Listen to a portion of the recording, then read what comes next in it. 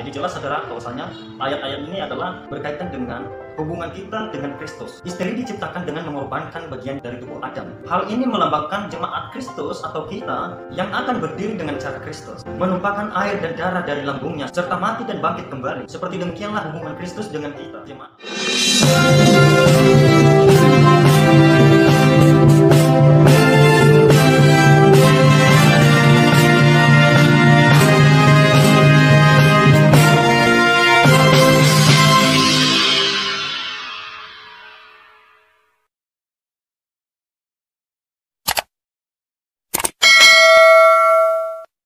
Salam Bapak Ibu saudara-saudari yang saya kasih dalam nama Tuhan kita Yesus Kristus.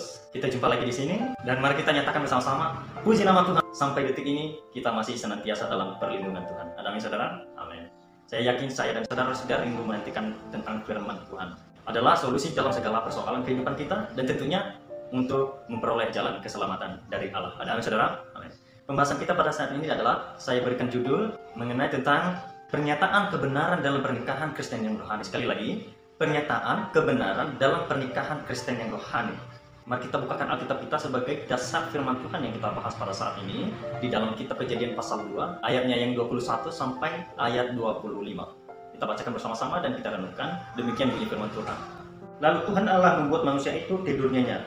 Ketika ia tidur, Tuhan Allah mengambil salah satu rusuk daripadanya, lalu menutup tempat itu dengan daging. Dan dari rusuk yang diambil Tuhan Allah dari manusia itu, dibangunnyalah seorang perempuan, lalu dibawanya kepada manusia itu.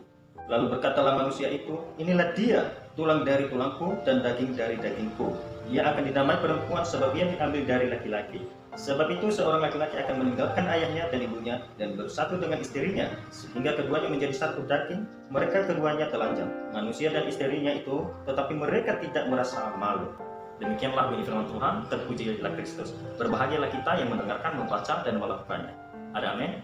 Amin. Saudara, ini adalah mengenai tentang pernyataan Allah di mana Allah mengambil atau menciptakan pasangan dari Adam yang disebut dengan Hawa saat Adam tidur, dan di situ Allah mengambil tulang rusuk dari Adam dan menciptakan seorang perempuan. Hawa ini saudara terambil dari bagian tubuh Adam. Jadi Adam adalah sebagai salah satu korban tubuh untuk mendapatkan pasangan atau yang disebut dengan istrinya sendiri. Dan begitu juga hubungan kita dengan Tuhan kita Yesus Kristus, saudara. Jemaat atau kita adalah bagian dari tubuh Kristus. Rasul Paulus berpendapat bahwa ayat-ayat ini menjelaskan tentang kebenaran rohani tentang jemaat atau kita, saudara. Mari kita buka dalam Efesus pasal 5 ayat 30 sampai ayatnya yang 32. Kita baca bersama-sama. Demikian bunyi firman Tuhan. Ayat 30.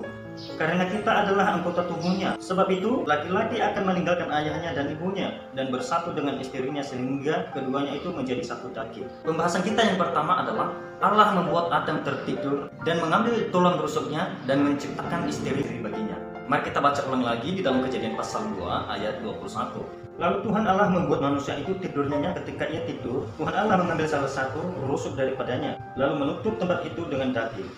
Jadi jelas saudara bahwasanya ayat-ayat ini adalah berkaitan dengan hubungan kita dengan Kristus. Istri diciptakan dengan mengorbankan bagian dari tubuh Adam. Hal ini melambangkan jemaat Kristus atau kita yang akan berdiri dengan cara Kristus, menumpahkan air dan darah dari lambungnya serta mati dan bangkit kembali. Seperti demikianlah hubungan Kristus dengan kita, jemaat. Bahwasanya sangat erat sebagaimana perkataan Adam di ayat 21 tadi yang mengatakan bahwasanya inilah dia, tulang dari tulangku dan daging dari dagingku. Bahwa jemaat adalah atau kita sampai saat ini adalah tubuhnya Kristus. Untuk pembacaan Alkitab ini lebih lanjut, lihat di dalam Efesus pasal 5 ayat 25 sampai ayat 29. Baca di situ, pahami baik-baik bahwasanya kita adalah tubuhnya Kristus. Saya dan saudara adalah tubuhnya Kristus. Ada amin saudara?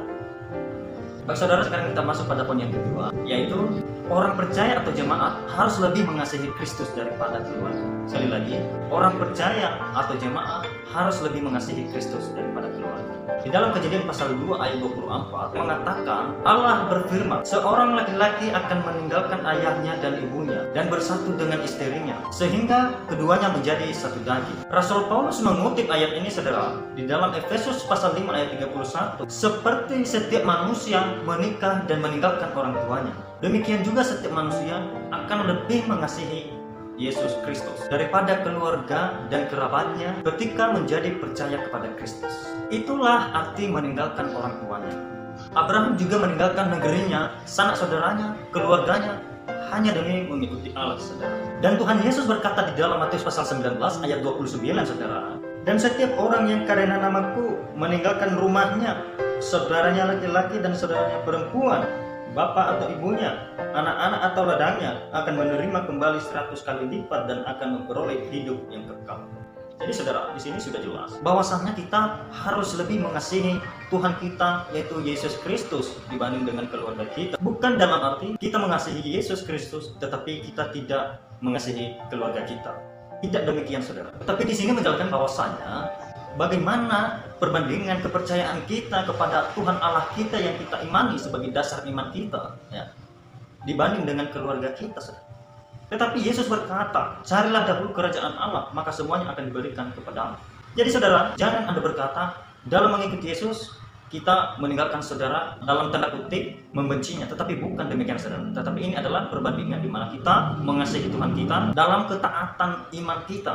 Saya yakin dan percaya ketika kita mengikuti perintah-perintah tentang firman ini, saudara, ketika kita mempercayai, mengimani, meyakininya dari hati, maka hidup saya dan hidup saudara akan diberkati Tuhan dan akan mendapatkan berkat anugerah yang melimpah-limpah. Amin, saudara.